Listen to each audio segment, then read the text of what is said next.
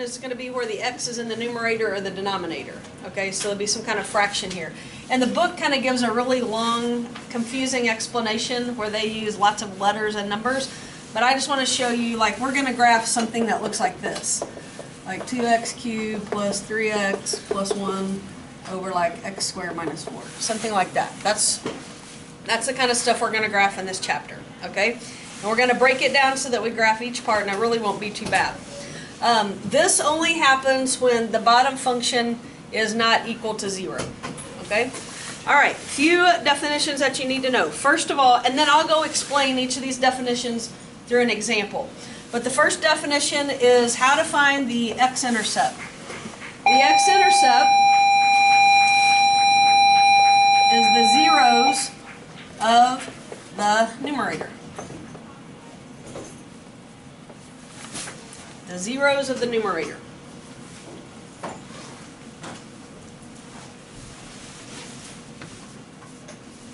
Vertical asymptote. And I've got colored pencils there on the desk. Get a red one.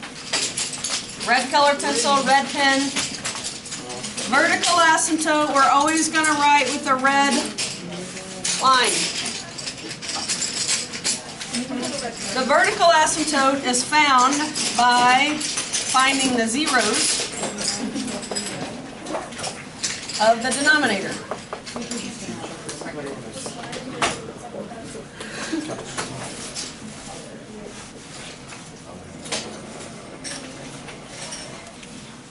This is the place where your graph is going to change.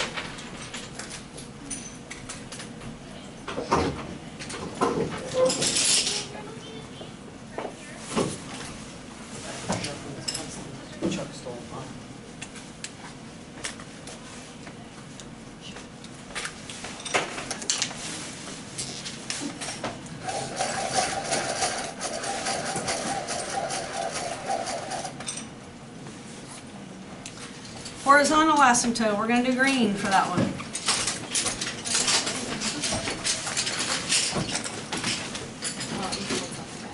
Horizontal asymptotes, you'll have at most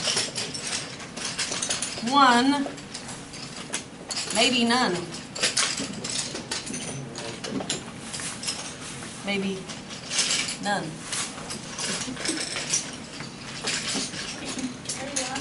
So here are the rules for finding the horizontal asymptote.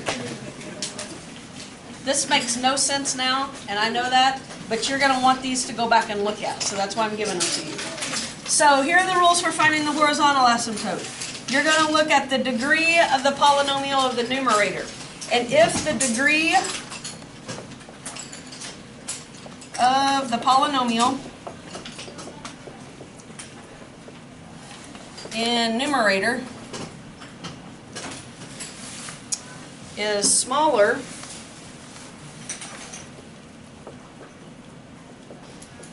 then your horizontal asymptote is at y equals 0. If the degree of the polynomial in the numerator is smaller, it's y equals 0. Smaller. I'll explain that. If degree of the numerator is bigger than no asymptote.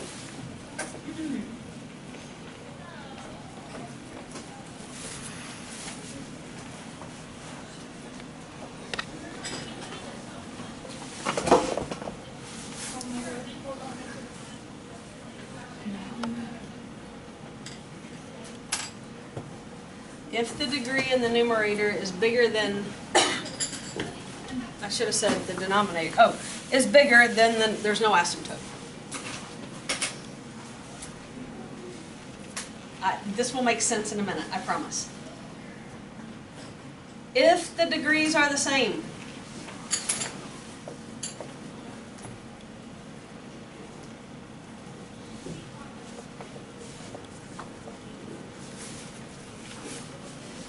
then you do the leading coefficient over the leading coefficient.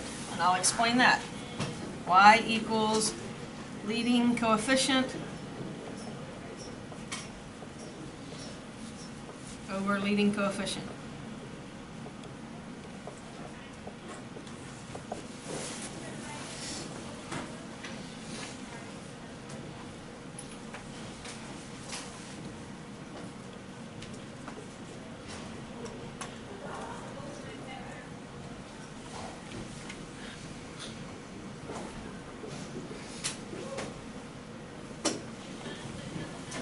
If they're the same, you do leading coefficient divided by leading coefficient.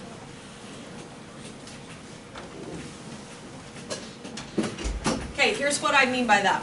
Look back up at this polynomial we have here, or this function. What's wrong, Grace? Question? Are you sure? Okay, so here's the function we're talking about. This number tells you the degree of the polynomial. This one's of degree, what does that say? Let's go with 3. How's that sound? This one's degree 3. This one is degree 2. So since the numerator is bigger than the denominator, then we're going to go with this one. So this one would have no horizontal asymptote. If these were the same, like that was a 2 and that was a 2, then we would do leading coefficient divided by leading coefficient. If that one was bigger and that one was smaller, your asymptote would be at y equals 0. Okay? And this will make sense when we do a problem. So let's go do a problem.